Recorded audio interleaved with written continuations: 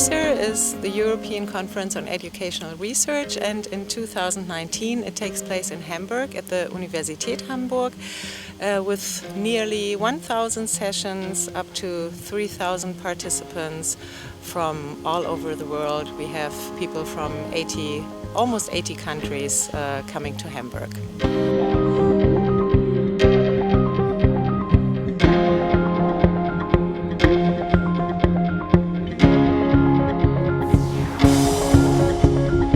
Of course, the impression I get is so many people.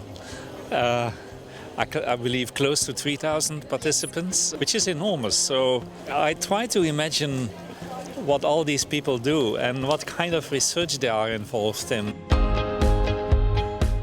The main conference takes place from Tuesday until Friday.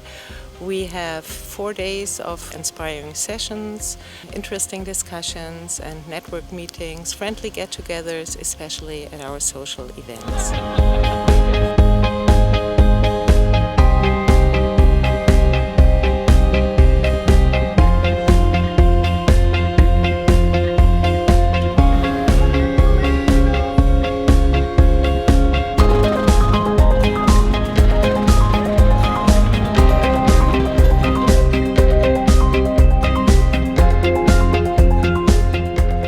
It all starts with a pre-conference on Monday and Tuesday for the emerging researchers, which is called the ERC.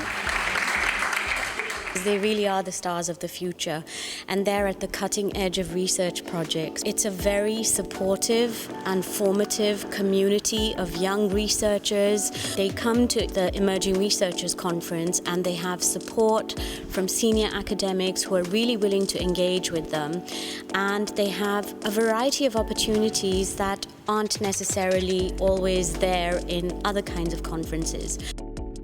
This year's conference theme is Education in an Era of Risk and the role of educational research for the future. Where are the challenges and opportunities in education for the future? The keynotes tackled questions of the global dimension for educational research: migration, sustainability, educational systems, including higher education, and so on. But they were always sharing examples from the local or national perspective. So what's new about that?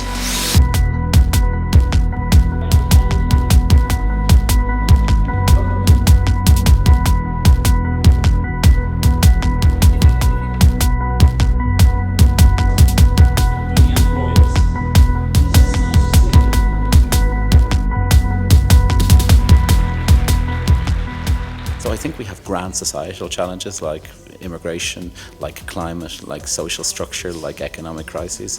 We have systemic challenges around how we organise our education systems. We've got the challenges of who teaches and how we train them, and how we reward them.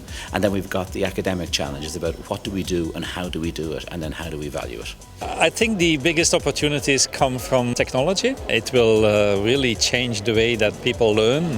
It is already changing the way people learn.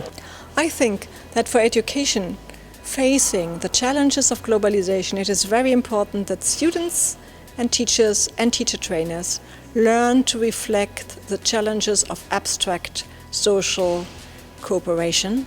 And I call this abstract social learning or global learning. And I see there the biggest challenges to really learn this and to implement this in the curricula of universities. So the biggest challenge for education is to reorient itself towards people and planet, and to find new ways of teaching and learning and capacity building that make it possible for people to live more lightly on this planet and more equitably and more healthy on this planet.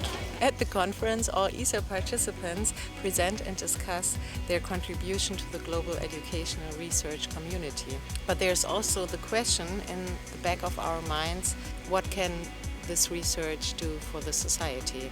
It depends on how you define educational research, but I think virtually everybody engaging in research here tries to think of it having some practical application somewhere. I think in our context, educational research is really important for developing new forms of educational practice. So we do a lot of generative research, which is research that is analytical as well, but it also is trying to produce new practice. and guide new practice. Yeah. I think that educational research can help us learn how to produce citizens of the future who can really respond in more appropriate ways to the changing world that they're living in. Of course, 3,000 delegates from all over the world coming together in one place leave marks behind, such as the carbon footprint.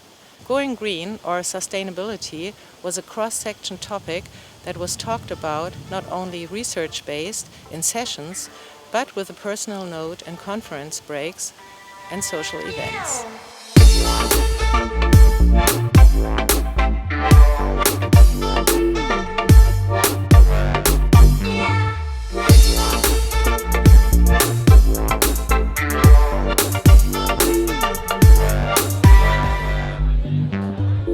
I think that we're no longer seeing globalization as this terrible thing. Obviously it has its challenges, and I think economically there are some big interests that are being served, but it also means that we can start to think about how do we all work together to tackle the big issues around things like climate change. So what I hope to do with what I learn here and what I share also in my keynote is that the ideas that we have here about becoming more sustainable, about education becoming a catalyst for sustainable development, that these ideas will travel further to heads of schools, to teacher professional development, to schools and universities around the world.